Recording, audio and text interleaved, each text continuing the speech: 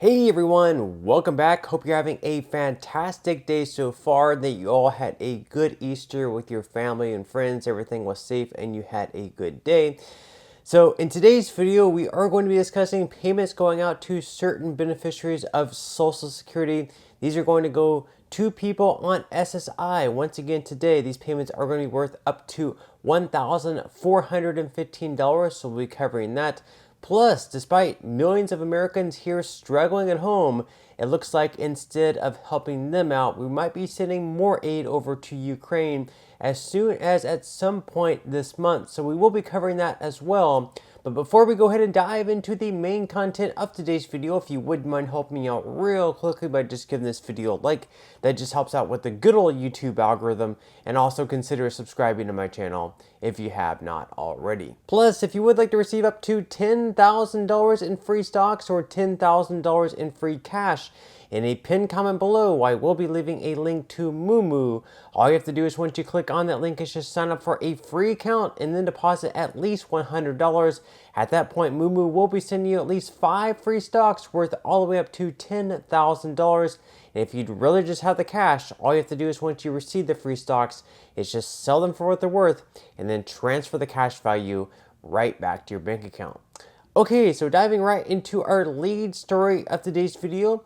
And over the past few months, they've been looking to send more aid over to Ukraine. There's been kind of a fight with more Democrats being on board with this Ukraine aid, and a lot of Republicans pushing back against it, mainly because Republicans are saying like, hey, look at our border, it's wide open. We're having hundreds of thousands of people cross over our border every single month, and we're not able to vet who these people are.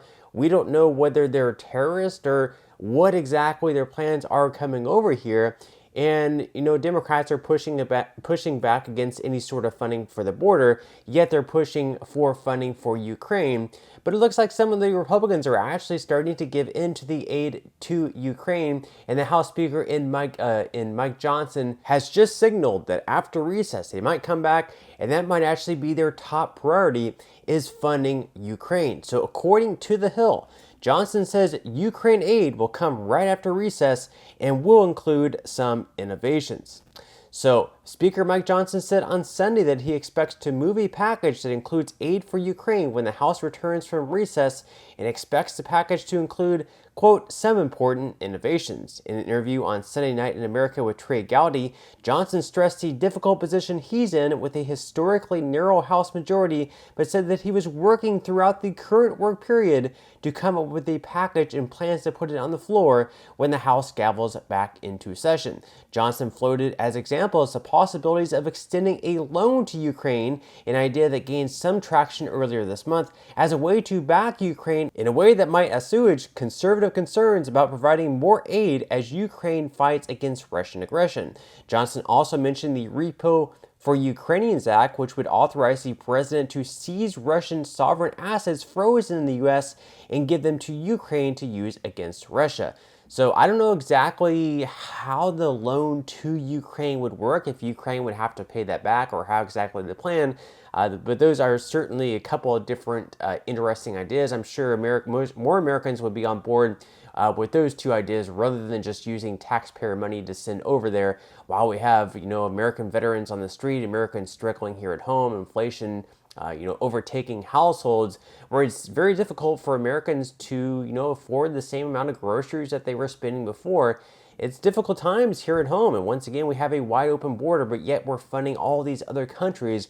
So I don't think it's going to be all that popular if we're just spending taxpayer money while we have all of our programs here at home. Once again, we had the Social Security Trust Fund that looks like it might be going insolvent by 2033, yet we have the money to send to other countries, but we don't have the money to improve our programs here at home to help out Americans. It just doesn't make much sense to me, but let me know your thoughts in comments below. Now, the article goes on to say that House Intelligence Committee Chair Mike Turner said earlier on Sunday that he was confident that support for Ukraine would have, quote, overwhelming support when Congress returns, underscoring Johnson's pledge to make Ukraine funding a priority upon their return. So again, just the fact that, this is going to be a top priority whenever they return from recess. Funding for Ukraine is a top priority. just does not make sense to me. I feel like there are so many other issues here at home that should be the number one priority. I'm sure all of you guys could probably come up with several priorities that should be like way above funding for Ukraine or any other country. And I get it, this could be a big issue for you as well. You think that Ukraine should have the right to fight back against Russia.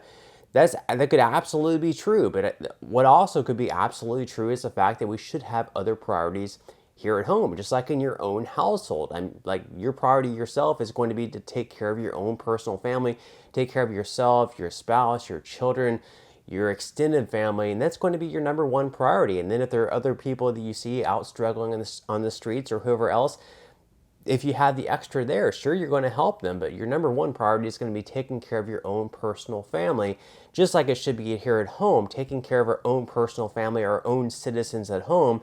Once they're fully taken care of, then sure, we can help all these other countries. But again, let me know your thoughts in comments below.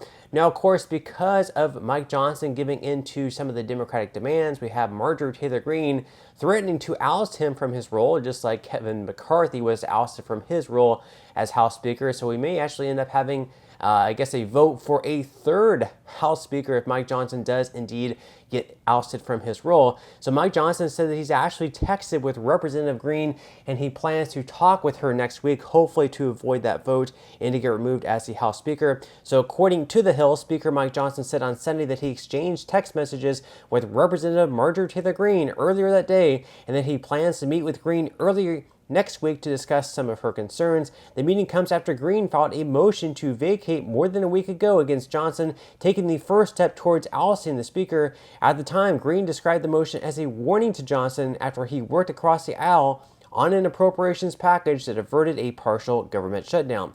Johnson stressed that he agrees with Greene on several issues, but defended striking agreements on appropriation bills that ultimately averted a partial government shutdown. Greene cited the spending package in making the decision to file a motion to vacate. So basically, they don't like the idea that, that Johnson gave in to some of the Democratic demands and avoided the government shutdown, so they weren't happy about that. They want to oust him from his role.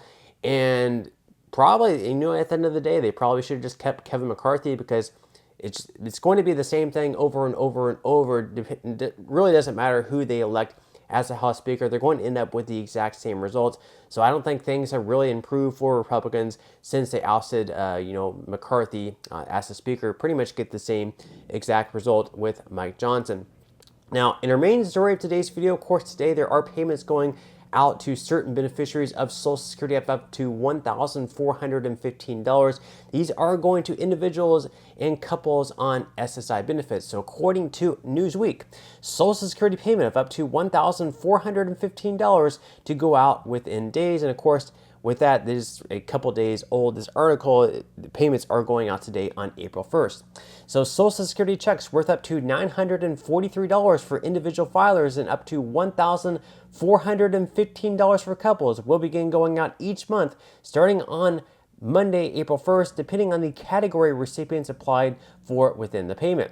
The monthly installments will go out to recipients of the Supplemental Security Income SSI program, which covers people with low income and a serious disability that makes it difficult for them to engage in work activities. According to the Social Security Administration, both adults and children might be eligible for SSI if they have little or no income, little or no resources, a disability or blindness, or are 65 or older. So once again, those payments are going out today. $943 is the maximum payment for individuals, and the maximum payment for couples is all the way up to $1,415. And then, of course, we have more payments going out to everyone else, SSDI, Social Security Retirement, and everyone else receiving Social Security later on in the month of April.